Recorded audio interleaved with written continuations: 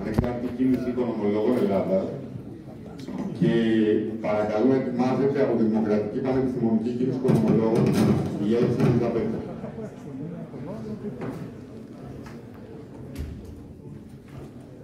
Συνάδελφοι, εγώ θα έρθω να συμφωνήσω με τον συνάδελφο Κόλια ότι πάνε καλά τα πράγματα. Πράγματι πάει. Ο επιχειρηματίας, ο γνωστός από την Κρήτη, πάει τέλεια. Άλλες μια δεκαριά οικογένειες στην Ελλάδα πάνε ακόμα πιο τέλεια από όσο φαντάζεστε. Βλέπω τους ισολογισμούς τους, είμαι ιδιαίτερα χαρούμενος που κερδίζουμε. Ψιλοσορνοχωριέμαι όμως γιατί κάποιοι αλητήριοι εργαζόμενοι, το 40% λέει το ΚΕΠΕ τώρα, δεν τα λέει ο Αλεξάκης αυτά, το 40% των εργαζομένων τα βγάζει ίσα-ίσα. Τι θέλουν τέλος πάντων αυτοί, ο λαός, τι θέλει να φάει δηλαδή? Να φάει ό,τι τρώει ο Βαρδινογιάννης, ό,τι τρώει ο Λάσης, ό,τι τρώνε όλα αυτά τα καλά παιδιά που έχουν πρόσβαση στις ρηγίλες. Είναι απαράδεκτη τώρα ο λαοτζίκος. Και το άλλο λέει 40% δεν τα βγάζει πέρα. Μ' τα αρέσει και του λαού. Δηλαδή έχει πρόβλημα, τα αρέσει κιόλας. Στις εκλογές όμως κακαρίζει αλλά πάει και ψηφίζει. Ας ελπίσουμε ότι έχει φτάσει ο κόμπος στο χτένι και θα προχωρήσουν κάποια πράγματα. Επειδή όλα πάνε καλά και ο Σταύρος εδώ και ο Κώστας, θέλω να κάνουμε μια μελέτη, και εγώ θέλω να κάνω μια μελέτη, θα την πληρώσω ο Βαρτζέπουλος. Πόσο άλλαξε η ζωή του λογιστή και δει τα τελευταία χρόνια. Γιατί αφού πάμε τόσο καλά, εγώ μάλλον κάτι δεν καταλαβαίνω και να με συμπαθάτε. Και κάποιοι ανώμαλοι συνάδελφοι, χθες το βράδυ δεν έφαγα μαζί σας, έφαγα κάπου αλλού. Δεν θα σου πω πού. Εντάξει. Εκεί λοιπόν ήταν κάποιοι λογιστές, στο διπλά τραπέζι, οι οποίοι άρχισαν και διαμαρτυρότανε. Ότι δεν την αντέχομαι, θα κάνω. Αφού τους ρώτησα τι ψήφισαν στις εκλογές και μου είπαν ότι δεν ήρθαν και τους παπεραστικά τους, όλοι εκεί πέρα διαμαρτυρότανε. Τέλος πάντων, κάτι δεν καταλαβαίνω εγώ. Έχει βελτιωθεί η ζωή των λογιστών και δεν το καταλαβαίνω. Όμως, θα πρέπει να ξέρουμε και κάτι άλλο. Ότι... Εγώ δεν είπα ζωή πάντως, θέση είπα. Ναι, σωστά. Η θέση μας είναι βελτιωμένη του σκοτωμού. Εμένα κάνει στο γραφείο μου η εσένα κάνει η άλλη εταιρεία και πάει λέγοντας. Τον κυρίαρχο ρόλο στο δρόμενα των λογιστών το παίρνουν τώρα οι εταιρείες πληροφορικής. Να το ξέρεις ότι έχω ιδιαίτερη συμπάθεια με τη Θεσσαλία και δεν θέλω να πάω κόντρα, αλλά ξανασκέψω. Όμως, εμείς στο οικονομικό επιμελητήριο πόσες επιτροπές έχουμε, Σταύρο, επειδή μου διέκοψε προηγουμένως? Κάπως, έτσι δεν είναι? Εκτός την επιτροπή. Πώς? Κάμια δεκαριά. Παραπάνω. Λοιπόν, εμείς οι όλους δεν βάλαμε εκπροσώπους. Η μόνη επιτροπή που συνεδριάζει και δει όταν υπάρχει νομοσχέδιο στη Βουλή για να μην πάει ο πρόεδρος μας και σωστά συνεδριάζει, και εμείς θα στηρίζουμε οποιαδήποτε επιτροπή, είναι η Επιτροπή για το Λογιστικό Τέχνη που βγάζει θέσεις. Ο Σωτήρης του και αρχίζει και γράφει, ο Μητολίδης. Καλά κάνει ο Σωτήρης. Και έτσι πρέπει να γίνεται σε όλες τις επιτροπές. Οι άλλες επιτροπές υπάρχει λίγο πρόβλημα, αλλά ως το τέλος της τετραετίας είναι πολύ πιθανό να λειτουργήσουν. Έτσι δεν είναι? Όμως ακούστε συνάδελφοι, στην κοινωνία που ζούμε, το θάνατο του βάτραχου δεν θα το επιτρέψουμε όσο μας αφορά εμάς να συμβεί. Αν ρίξει ένα βάτραχο, αυτό το λέει ο φίλος μου, Μπραντάς τακτικά. Αν ρίξει ένα βάτραχο σε καυτό νερό θα κάνει μια απότομη κίνηση και θα βγει έξω. Έτσι δεν είναι? Όταν λέμε κάτι εδώ, λέει θα το δούμε, θα το συζητήσουμε, θα, και είναι, η πρώτη είναι σαΐνια, το έχουν δουλέψει καλά. Το έχουν περάσει όμως ως κουντούρα και στους άλλους, η μισή κυβέρνηση εξάλλου είναι Πασόκ, και το πάνε καλά το θα. Σιγά σιγά. Τι κάνουμε στο βάτραχο άμα θέλουμε να τον ποθάνουμε? Τον βάζουμε στο νερό μέσα, ο ηλίθιος ο βάτραχος κολυμπάει, άσυτα ότι είναι χύτρα, του γκαζώνουμε σιγά σιγά τη θέρμανση και όταν φτάσει στο σημείο ζέσης, ο βάτραχος που δεν αντέχει, πάει να φύγει, αλλά πλέον είναι αργά. Εμείς το θάνατο του βάτραχου δεν θα το πάθουμε. Και με όση δύναμη έχει η ψυχή μας, θα κάνουμε δυνατό να καταλάβει η ελληνική κοινωνία ότι υπάρχει σοβαρό πρόβλημα. Η Ελλάδα είναι Ποκοτά. Η Αθήνα είναι υποκοτά. Όχι των Βαλκανίων, του κόσμου τώρα πλέον. Δεν τα λέω εγώ. Το Eurostat τα λέει. Ότι το 98% των Ελλήνων πιστεύουν ότι διαφθορά κυριαρχεί και το 90% πιστεύουν ότι οι πολιτικοί τα παίρνουν. Ποιοι είναι πρώτοι? Πρώτη είναι η Ελλάδα 98%, δεύτερη η Πορτογαλία 96%, 95% η Μάλτα, 95% η Σλοβενία και ποιοι είναι οι λύθοι που δεν τα παίρνουν, είναι η Φιλανδία, η Δανία, το Λουξεμβούργο, αυτά είναι ξενέρωτα εντελώς, δεν ξέρουν το κόλπο της αρπακτής. Υπάρχει σοβαρό πρόβλημα σε αυτή την κοινωνία. Και ήρθε το ελεκτικό συνέδριο, αλλά πριν πάω εκεί, οι πολιτικές που αγαπιόμαστε όλοι μαζί έχουν και αποτελέσματα θετικά και ξέχασα να σας το πω. Τώρα γίνονται εκλογές σε φοριακούς, δεν ξέρω αν το γνωρίζετε.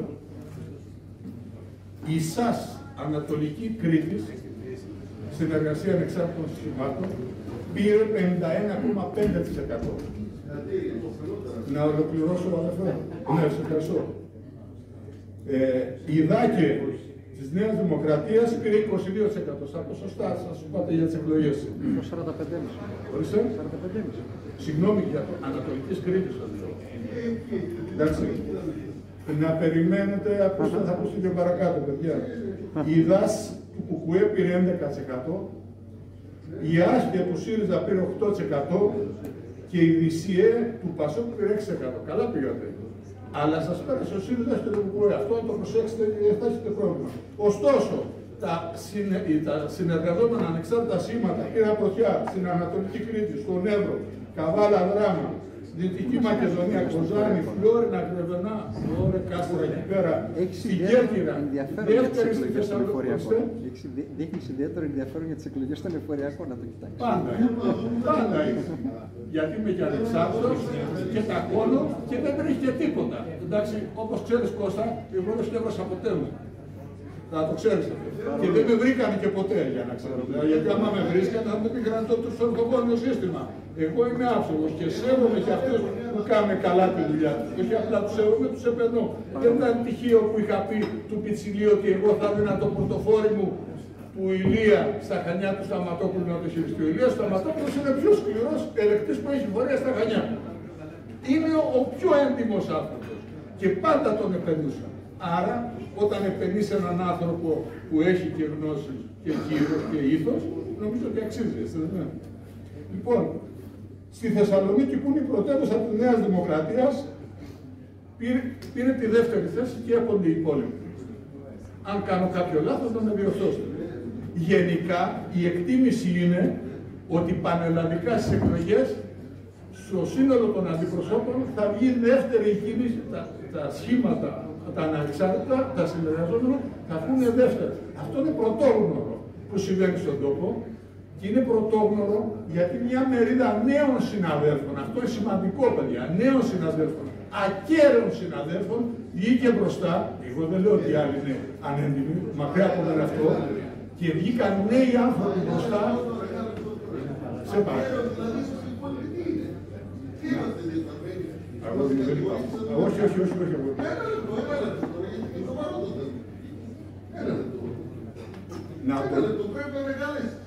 Να ολοκληρώσω. Ναι, ωραία, σε ευχαριστώ πάρα πολύ. Σε ευχαριστώ πάρα πολύ. Είπα και δεν το άκουσα, συναδέλφοι, ότι δεν λέω ότι οι υπόλοιποι συνάδελφοι είναι διεφθαρμένοι. Χαίρομαι όμως που είδε. Σε παρακαλώ τώρα. Σε παρακαλώ, μόνο την εκτίμηση που μας δώσω.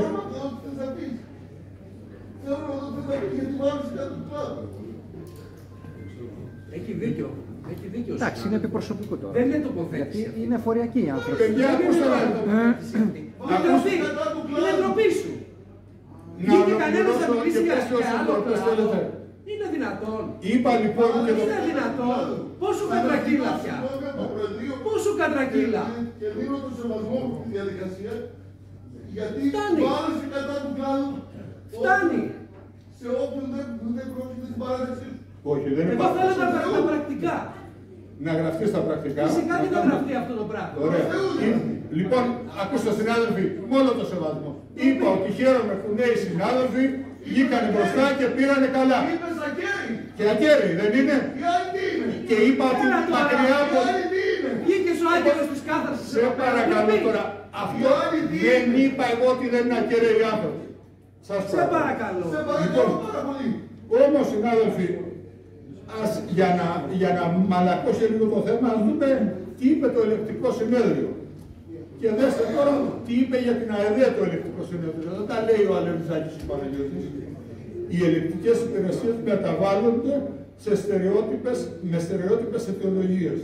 Δεν έχουν θεσπίσει κανόνες, ούτε υφιστάνται επαρκές δικλείδες. Δεν είναι εστιασμένοι. Δεν έχει θεσπίσει κεντρικά όργανα ένα αυστηρό πλαίσιο. Δεν εντοπίστηκε διαδικασία αξιολόγησης. Το σύστημα διασφάλισης των ικανοτήτων. Το σύστημα διασφάλισης ακεραιότητας στο φορολογικό μηχανισμό. Αυτά τα είπε το ελεκτικό συνέδριο, δεν τα είπε ο Αλεξάκης. Όμως, επειδή μιλάμε για ΑΕΔ, θα πρέπει να μην ξεχνάμε ότι η ΑΕΔ πριν λίγο καιρό βγήκε στη δημοσιότητα βάσει του ελεκτικού συνεδρίου. Ότι έκανε λάθος 10 δις. Όχι 10.000 παιδιά. 10 δις. Και ήρθε ο κύριος Καντιδάκης με πράξη το 2024, στους πρώτους μήνες και τον διόρθωσε. Αν δεν μας το έλεγε λοιπόν ο κύριος, το ελεκτικό συνέδριο δεν το πέραμε και χαμπάρι. Μέσα όμως όλα αυτά, συνάδελφοι, υπάρχει άλλο ένα πρόβλημα που προσβάλλει το σύνολο του επιχειρηματικού κόσμου.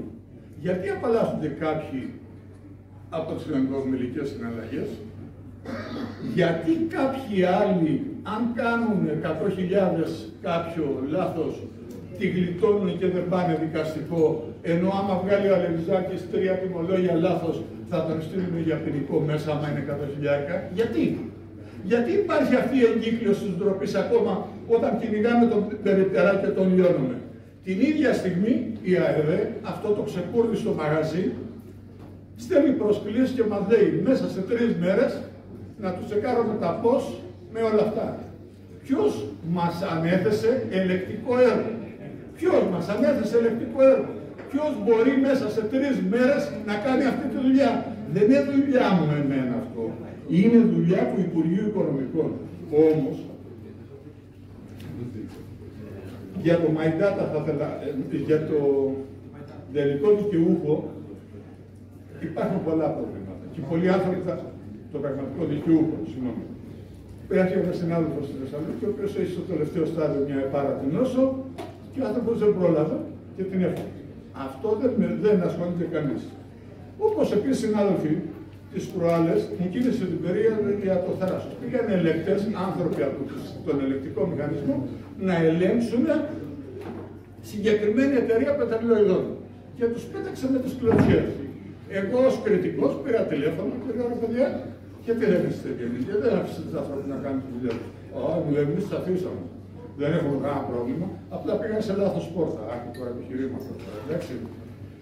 Και τι θα γίνει, ρε παιδιά? Κοιτάξτε, ένας από τους δυο θα χάσει, αλλά εμείς δεν χάνουμε. Ακούστε σιγουριά τώρα, Αυτή λοιπόν που έχουμε όλη αυτή τη σιγουριά, έχει βγάλει μια απόφαση του Υπουργείου παλαιότερα και λέει να βάλουμε GPS. Ναι, τα βάλαμε. Πρέπει να βάλουμε GPS όμως και αυτοί που προμηθεύουν τα καύσιμα στη θάλασσα. Για αυτούς δεν έχει βγει εγκύκλιο. Ποιοι είναι αυτοί που βαλάνε πετρέλαιο στη θάλασσα? Είναι ο Πετσετάκης, είναι ο Σαρής, είναι ο Μητολίδης, είναι ο Αλκοχωρίτης. Αυτοί είναι. Οι οποίοι καρπούνται, λέει, από 500 έως 1,5 δις. Λένε αυτοί. Όταν πήγε ο συνάδελφος ο Χριστόπουλος στη συγκεκριμένη επιτροπή, εγώ χάρηκα και του είπα: ελπίζω μέσα σε 6 μήνες να έχει αποτέλεσμα. Έχουν περάσει 6 μήνες, περιμένω να μου δώσει το αποτέλεσμα. Όμως, συνάδελφοι, υπάρχει ένα άλλο σοβαρό θέμα. Τον κύριο Λιανό τον ξέρετε, δεν είναι? Τον ξέρετε τον Λιανό? Έχουμε βιβλίο μας. Μπράβο. Εσείς τον ξέρετε περισσότερο γιατί ήταν Πασόκος ο άνθρωπος. Τον όρισε λοιπόν ο συμπατριώτης μου στην Επιτροπή, στην Επιτροπή Ανταγωνισμού. Ο άνθρωπος τι έκανε όταν του πήγε μια καταγγελία ότι υπάρχει καρτέλ? Έστειλε όλο το συνεργείο και βρήκε όλα τα στοιχεία. Την ίδια στιγμή ο άνθρωπος αντιμετώπισε το εξής πρόβλημα. Μία κυρία εκεί του παρακόλλησε τις διαδικασίες του ελέγχου και απευθύνθηκε στην κυβέρνηση. Και η κυβέρνηση, ακούστε ώρα τι έκανε. Αντί για να τιμωρήσει συγκεκριμένη κυρία, την αναβάθμιση και την έκανε αντιπρόεδρο. Και απάνω λοιπόν που το είχε κλειδώσει ο κύριος Θόδωρος Λιανός αυτό το πράγμα, πάνε τα παιδιά από την τράπεζα και του λέει κάτσε ρε, μη σκοτωνόμαστε τώρα, καλή καρδιά να πούμε, θα συμβιβαστούμε. Λερώνουν 40 εκατομμύρια και φεύγουν. Ακούστε όμως ποιο είναι το πρόβλημα. Ο άνθρωπος υιοθέτησε ότι είχε καρτέλ και του γεγονότος αυτού η Ευρωπαϊκή Οδηγία λέει ότι παίρνουν 10 με 12 χρόνια φυλακή και πληρώνουν για τα συγκεκριμένα ποσά 350 με 400 εκατομμύρια. Ποιος απέλυσε τον κύριο Λιανό, η κυβέρνηση, ποιος επέβαλε στο Λιανό να συμβιβαστεί ενώ δεν είχε καμιά υποχρέωση να συμβιβαστεί, έπρεπε να βάλει πρόστιμο, και ποιος άφησε τους συγκεκριμένους που φτιάξαν το καρτέλ να κλέψουν την ελληνική κοινωνία. Θέλω να ξέρω ποιος τα κάνει όλα αυτά. Όμως την ίδια στιγμή οι άνθρωποι αυτοί, τα είπα σε έναν συνάδελφο, γιατί όπως ξέρετε η ηλικία μου έχει και ανώτατα στελέχη, εγώ έχω μείνει χαμηλά, μου λέει αδερφέ, μην είσαι γραφικός. Δουλειές κάνουμε. Εξάλλου δεν φίλε τώρα, πού με πετυχαίνεις? Του λέω δεν ξέρω πώς σε πετυχαίνω, είναι στη Μύκονο. Μάλιστα δεν έχει σχέση με τη Μύκονο. Όλοι αυτοί που ήταν στο καρτέλ πήρανε από 1 εκατομμύριο και πλέον αμοιβές και κάνανε και διακοπές στη Μύκονο. Το πιάνετε? Αν πιστεύετε ότι λέω ψέματα, να σας διαβάσω αμοιβές. Πιο ωραία. Στην Νότια Κρήτη είναι καλύτερα. Λοιπόν, να σας διαβάσω εδώ πέρα αμοιβές. 1.480, 1.373, 1.321, 1.066. Η Α πάνε είναι τα λιγότερα.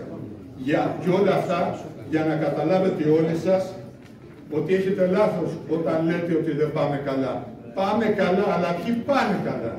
Τώρα εγώ θέλω να κλείσω την τοποθέτησή μου μαζί με τις ευχές για ένα καλό χρόνο και δημιουργικό με ένα κομμάτι από ένα σύντροφο. Αν δεν καταλαβαίνεις γιατί δυσανασχετούνται, διαμαρτύρονται οι πολλοί. Αν επιμένεις κόντρα σε όλες τις ενδείξεις ότι εσύ έχεις δίκιο και οι πολλοί άδικο, αν πιστεύεις ότι ξέρεις πάρα καλύτερα από αυτούς και η μόνη παραδοχή που κάνεις είναι ότι θα έπρεπε απλώς να επικοινωνήσεις καλύτερα, είναι σχεδόν βέβαιο ότι εκείνοι έχουν δίκιο και εσύ άδικο. Αν ούτε αυτό καταλαβαίνεις, τα πράγματα είναι απείρως χειρότερα. Με απεριόριστο σεβασμό, το είπε ο Κώστας ο Καραμαλής, και έχω υποχρέωση να το διαβάζω και να το ξαναδιαβάζω όσες φορές πιστεύω ορισμένοι ότι πάνε καλά. Και κλείνοντας, επειδή έχω ιδιαίτερη συμπάθεια στον συνάδελφο που είναι προηγουμένως εκεί, δεν αμφισβητώ την ακεραιότητα κανενός. Χαίρομαι που οι νέοι συνάδελφοι μπήκανε μπροστά και το τονίζω αυτό. Δεν αμφισβητώ την ακεραιότητα κανενός, αλλά χαίρομαι που μπήκανε νέοι άνθρωποι και πάει μπροστά καλύτερα η κοινωνία. Μόνο έτσι θα έρθει η άνοιξη στην κοινωνία. Σας ευχαριστώ, καλή χρονιά.